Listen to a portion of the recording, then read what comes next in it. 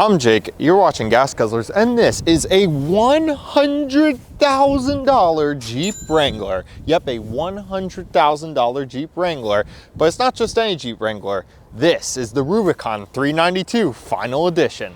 Let's get into it.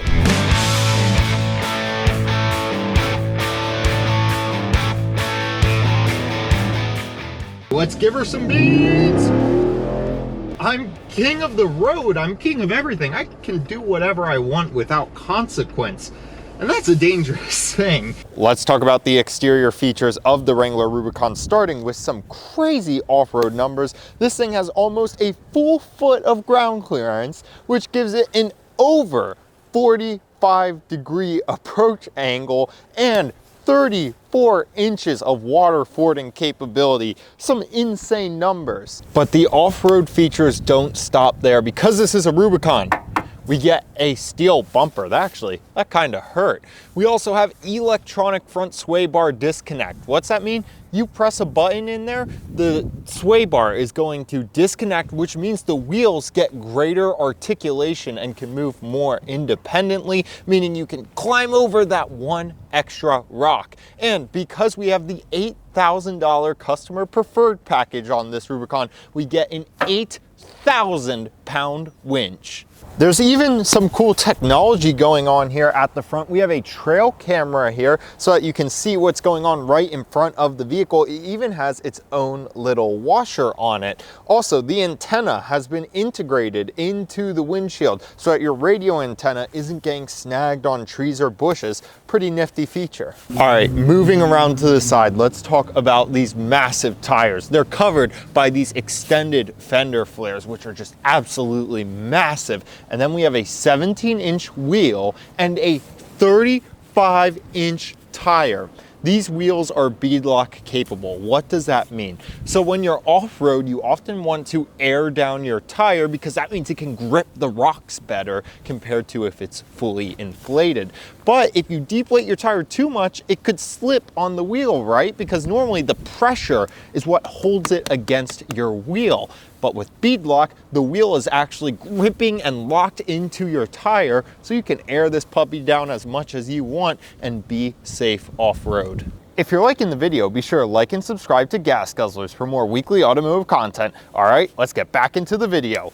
A lot of this badging and these decals you see around the vehicle are part of that customer preferred package I mentioned earlier. I bring you to the side of the Rubicon to talk about the roof. This has the one touch power top. So you press a button on the inside and there's kind of a fabric lining on the roof that will automatically move back. So instead of having to take off all the panels of your Jeep, which can be a bit of a pain, and you may not want to do it unless it's going to be a nice week, you know, a long period of time that you'd be driving with the top off, here you can just push one button and the roof slides back easy peasy. That's about a $3,000 option. Now the Rubicon gets a cool rear axle upgrade. It gets a full float rear axle. What the heck does that mean? A full float axle takes the weight of the vehicle off of the axle itself and moves it onto a spindle assembly at the wheels. The benefit of this is you increase the durability and presumably lifespan of the rear axle, and you're also going to increase your vehicle's towing capacity. This is a feature normally seen on industrial vehicles, but it's cool to see it be brought here to the Wrangler. Let's talk about the rear of the Wrangler Rubicon. I do have to mention there are some fit and finish issues. For example, this door handle back here is put on a little bit loose. That might fly on a $30,000 Wrangler, but not on a $100,000 Wrangler. You do have a cool plaque here in the back showing you a diagram of that awesome V8 engine, which we will talk about in just a little bit. Also, you may be familiar with Jeep Easter eggs. We have a new Easter egg that I have not seen on previous Jeep models. We have two dogs back here on our rear taillights. We have Louie and Ralph. Some users on the Jeep Wrangler forums suspect that the left is Louis and the right is Ralph, and that's where the names come from. Let me know if you have a better story in the comments below. Opening up the trunk all of the way, we will find about 30 cubic feet of space back here. If we put down the second row, we will have 70 cubic feet of space. It's a 60-40 split rear seat. I would really like to see a 40-20-40 split rear seat, because that means you can independently fold down the middle seat and put skis or snowboards all the way through the center without losing one of your full-size seats. That is a feature I expect to see on an outdoorsy vehicle like a Wrangler. Down below, we have quad exhaust tips and we have active exhaust on the 392. Take a listen to the active exhaust in its normal mode and then in its sport mode.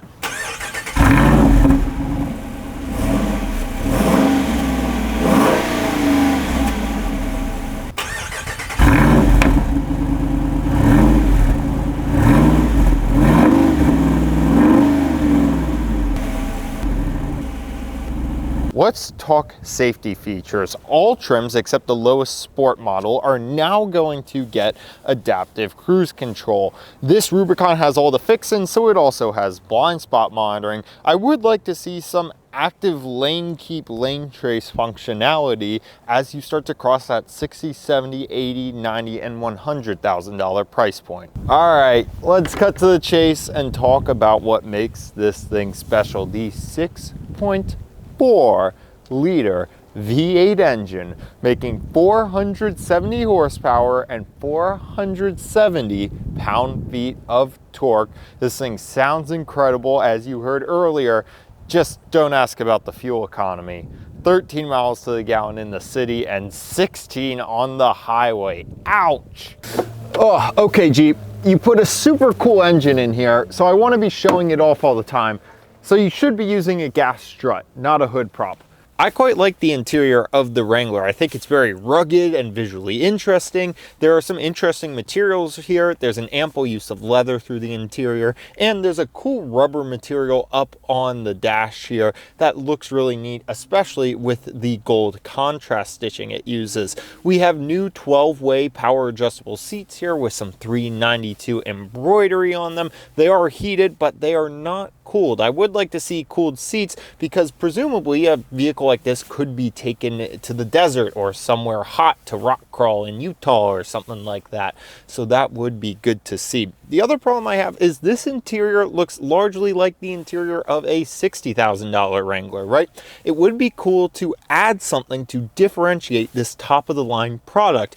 One idea I have is maybe they could pull the passenger display from the Ram line of products and put it here and maybe put some cool off-road technology in front of the passenger as a way to differentiate this premium product from other Wranglers. In the rear of the Wrangler, we have a power outlet, USB-C and USB-A charging along with air vents back here. We can pull down a center cubby right here to reveal 2 cup holders. One thing that's really thoughtfully done in the back of the Wrangler is how these seats fold down. When they fold down, they actually physically lower down so that the back of the seat is flush with the trunk space, creating a continuous cargo area. I really like the thought Jeep put into that. Up here we have speakers, and because we have this sky top roof, we have tons of headroom back here. All right, here we go in the Wrangler 392. Let's give her some beans. Oh, me moly. Woo! She screams. Wow, that motor is something. I don't even think I had the active exhaust on there. Wow. For reference, I drive a 5-liter Mustang, all right, with active exhaust, but it doesn't sound like this. I guess it is true.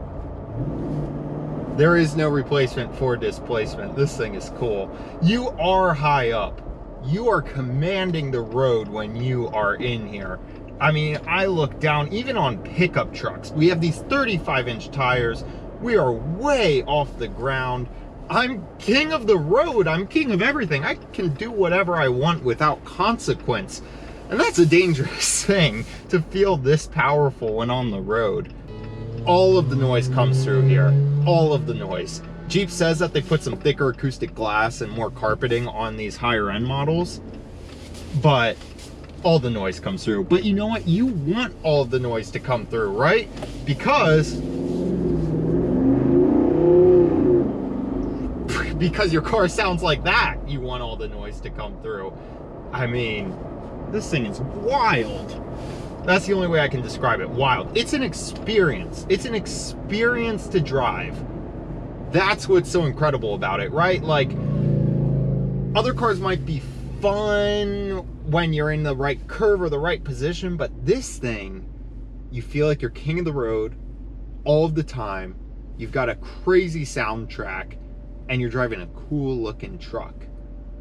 That's what it's all about. That's what this whole car thing's all about. I am getting looks in this thing, which is cool. Like, kids are looking, especially when I accelerate. I'm getting thumbs up. Like, this is pretty neat. People definitely love a good Wrangler, especially one that's kitted out like this. One thing I really like about all Stellantis products is the steering wheel layout. Your fingers just kind of naturally land on the buttons that you use to control the radio on the back of the steering wheel, and you can easily change volume, flip through stations, stuff like that. The steering wheel is a good thickness too, which is something I'm always looking for.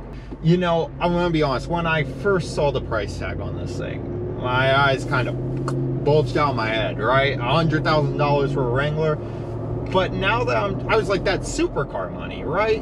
But now that I'm driving it, I'm like, well, you got a V8 engine making 470 horsepower, all-wheel drive, and you can climb a mountain. Feels like supercar material to me. I don't know. Though I would like to see some interior upgrades. So, total MSRP for this vehicle comes out to $106,000. That is a lot of money. There's a reason I put that number in the title, probably in the thumbnail, to get you to click on this video.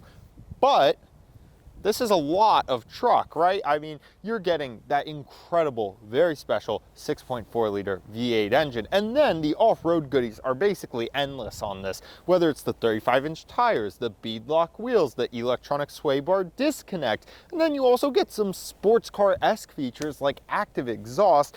This vehicle really has it all, and you can comfortably take a family of 4 up Mount Everest in it. This really is a do-it-all vehicle. So, what do you guys think of the Wrangler Rubicon?